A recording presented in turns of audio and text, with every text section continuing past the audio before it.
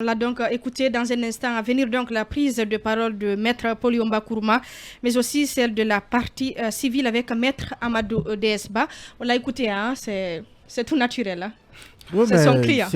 Évidemment, c'est son client, mais moi je le dis encore, c'est un procès pénal, c'est un procès assez sérieux. Vous savez, hier, avant que la comparution de Dadis ne démarre, j'avais dit qu'il ne fallait pas être étonné qu'il vienne tenir des propos qui cassent tout ce que Toumba a construit. Et c'est de bonne guerre. Nous sommes dans un procès, dans une procédure assez sérieuse où il faut prendre chaque déclaration selon l'acteur qui la tient. Évidemment. Il n'y a pas de vérité absolue pour l'instant. Toumba n'a pas de vérité absolue. Dadis n'a pas de vérité absolue. Pivi n'en a pas. Konaté n'en a pas. Alpha Condé n'en a pas. Il n'y a pas de vérité absolue dans cette affaire. Mais l'intérêt qu'il y a aujourd'hui à entendre les différents acteurs, à entendre Dadis lui-même, à entendre Toumba, et peut-être même la nécessité de devoir entendre Sekouba Konaté, parce que c'est quand même assez grave ce que Dadis a dit hier. L'intérêt qu'il y a à les entendre finalement, c'est que la confrontation de ces différentes versions va permettre au tribunal d'avoir une idée de ce qui s'est passé le 28 septembre. Mais pour moi, le plus important dans cette procédure-là, c'est de dire aux Guinéens pourquoi ce qui s'est passé le 28 septembre s'est passé. Il faut qu'on dise pourquoi. Est-ce que c'est des gens, comme le dit Dadis, qui ont voulu massacrer des Guinéens pour que Dadis quitte le pouvoir? Est-ce que ce sont juste des citoyens qui ont été massacrés parce que tout simplement on ne veut pas qu'ils disent ce qu'ils disent parce que ça dérange Dadis?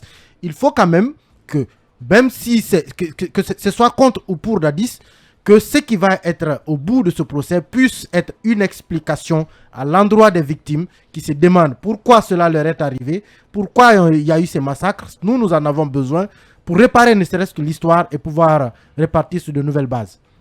Allez-y, Yaya. Bon, il faut dire, après avoir écouté hier le capitaine Moussa Dadis Camara, je suis vraiment resté sur ma faim à bien des égards. Hein. Je pensais en tout cas que le pool de défense du capitaine avait, comme je l'ai dit ici, une stratégie bien peaufinée pour véritablement entrer dans ce procès-là. Mais ce que j'ai constaté, c'est que c'était une réaction. Toute la stratégie était construite autour d'une réaction. C'était une réaction par rapport à ce que Toumba a dit, par rapport à ce que d'autres ont dit. Donc, véritablement... C'est qui est normal, on a c'est porté normal des parce accusations. Que Toumba a apporté des accusations sur autrui. Moi, je considère... Peut-être que s'il était passé avant Toumba, il n'aurait pas eu à porter des... à répondre. Je considère qu'il devait avoir sa stratégie à lui, indépendante de ce qu'il allait servir comme réponse aux accusations de Toumba, parce que Toumba, il fallait l'ignorer un peu, mais ramener Toumba au centre de sa ligne de défense, moi je pense que ce n'était pas la meilleure des stratégies. On y revient dans un instant. On va aller entendre Maître Amadou Desba, avocat de la partie civile. Il est en direct. Bonjour et bienvenue, Maître. Bonjour. Yaraï pour la première question. Oui, Maître, hier, vous avez écouté, comme nous autres, le capitaine Moussa Dadis Camara, qui était d'ailleurs très attendu à ce procès. Qu'est-ce que vous en tirez de ce qu'il a dit, justement? Écoutez, nous en tirons beaucoup de discours décousus, beaucoup d'informations, en tout cas confuses. Bon, il y a eu trop d'extrapolation, il a parlé de beaucoup de choses, il a dénoncé beaucoup de personnes. Mais il a omis la chose la plus importante, c'est sa participation à la commission des infractions au stade. Malheureusement, sur cet aspect, il a brillé par son absence. C'est comme s'il n'était pas dans la salle. Il n'a fait que parler d'autres choses. Nous, on était très déçus de sa prestation hier. Et surtout, sa mise en garde à l'égard des avocats quant aux questions qu'ils ont posées. Mais là, je crois que, étant donné son ignorance de la procédure pénale et du déroulement d'un procès, peut-être que ça peut servir d'excuse. Dans tous les cas, nous l'attendons, nous attendons notre tour de questionnaire et nous poserons les questions qui nous permettront de le comprendre à la base. Alors, Maître, avec cette comparution, avec cette prise de parole de Dadis hier, on remet sur la table, il remet sur la table le cas à Sekouba Konaté. Dadis s'interroge pourquoi il n'est pas là. Et on sait que nous sommes tout à fait d'accord que M. Sekouba Konaté vienne, étant donné qu'il était ministre de la Défense à l'époque. Ce serait une très bonne chose qu'il vienne à la barre, peut-être pour un départ à titre de témoin. Si au cours des débats, des éléments laissent penser qu'il a participé à la commission des infractions, je pense que le tribunal pourra ordonner un supplément et pour qu'il réponde à ces actes. Parce que dans tous les cas, tous ceux qui sont mêlés de près ou de loin dans cette affaire doivent être rejetés et conduits devant ce tribunal pour répondre. C'est aussi notre ligne de conduite et nous pensons que c'est la responsabilité du parquet d'exiger que M. Sekouba Konaté vienne et toutes les personnes qui pourront être dénoncées dans le cadre de ce procès. Alors, maître, vous dites que vous attendez votre tour pour poser des questions, mais visiblement le capitaine a un canevas. Est-ce que vous allez vous soumettre à ce canevas-là? Est-ce que vous n'êtes pas en face d'un accusé spécial, un accusé pas comme les autres? Écoutez, nous pensons qu'il est comme tout accusé puisqu'il est poursuivi au même titre que les autres personnes qui sont devant ce tribunal. Et vouloir nous imposer un canevas, encore une fois, c'est la méconnaissance du déroulement d'un procès. Nous poserons toutes les questions en rapport avec les faits, puisqu'il a parlé de 3 aspects. Il a parlé avant la prise du pouvoir, pendant la prise du pouvoir et les événements du 28 septembre. Nous poserons des questions sur tous ces aspects. Libre à lui de répondre ou de ne pas répondre. L'important pour nous, c'est de poser des questions. Mais S'il se mure dans le silence, cela pourra également être interprété comme de la mauvaise foi et ça pourrait se retourner contre lui. Mais personne ne pourra nous imposer un canevas en ce qui concerne les questions que nous devons poser. Oui, maître, mais en attendant, il estime qu'il devrait être aujourd'hui libéré puisque dans la comparution de ses prédécesseurs, personne ne l'a mentionné comme étant l'ordonnateur de tout ce qui s'est passé au stade du 28 septembre. Comment allez-vous vous y prendre par rapport à cela? Moi, je pense que déjà, il n'a peut-être pas suivi le déroulement du procès parce que M. Toumba Diakité l'a formellement identifié comme étant celui qui a donné les ordres. Quand un président de la République dit en face de ses subordonnés, allez les mater, le pouvoir est à terre, faites ceci ou cela, moi je pense que c'est déjà un ordre. Deuxièmement, il a parlé de la milice qui était la milice de Kalea, qui a séjourné au camp Alpha Yaya les jours qui ont précédé ces massacres, les armes qui ont été envoyées au stade, embarquées dans un camion. Toumba Diakité a fait des déclarations précises sur ces aspects. Moi, je pense que ce n'est qu'une fuite en avant. Évidemment, il y a beaucoup d'aspects sur lesquels il doit nous éclairer ce matin. Et en ce qui nous concerne, nous avons des questions relatives à tous ces aspects. Mais dire que personne ne l'a identifié, je pense que nous lui prouverons aujourd'hui, ou en tout cas les jours à venir, qu'effectivement, il est l'artisan. On a l'impression, maître, que vous tenez Dadis comme le seul responsable de ce massacre, maître. On ne le tient pas pour seul responsable, nous le tenons comme étant la pièce maîtresse dans ce procès. C'est lui qui a planifié avec d'autres personnes, que ce soit Toumba Diakité, que ce soit Pivi, que ce soit Marcel et les autres accusés à la barre, sont tous autant responsables de la commission de ces massacres. Mais le pivot dans cette affaire, c'est M. Moussa Dadis Camara, parce que c'est lui qui a ordonné, qui a planifié, et les exécutants sont connus. Maître, je suis sûr qu'avant la comparution de Moussa Dadis Camara, vous avez lu des procès-verbaux le concernant. Comment vous comparez aujourd'hui ces procès-verbaux à ces déclarations d'hier devant le tribunal? Justement, c'est aussi l'une des surprises parce que les procès-verbaux, dans les procès-verbaux, il n'a jamais parlé d'un quelconque complot qui impliquerait le président Alpha Condé et le Sekouba Konaté. Il a parlé d'autres choses, mais qui n'ont rien à voir avec son récit romancé d'hier. Dans tous les cas, c'est une nouvelle stratégie qu'il a dû adopter avec l'OTAN, en concertation peut-être avec d'autres personnes. Quoi qu'il en soit, il y a 2 versions totalement différentes. Celle qui est mentionnée dans les procès-verbaux et celle qu'il a tenue à la barre, elles sont totalement différentes.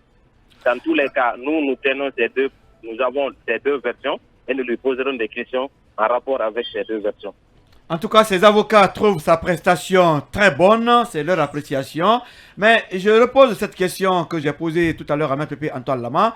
Beaucoup estiment que de septembre à décembre, le capitaine Dadis Camara n'a pas fait suffisamment d'efforts pour qu'il y ait lumière autour de ces événements du massacre du 28 septembre. Il n'a eu que 2 mois.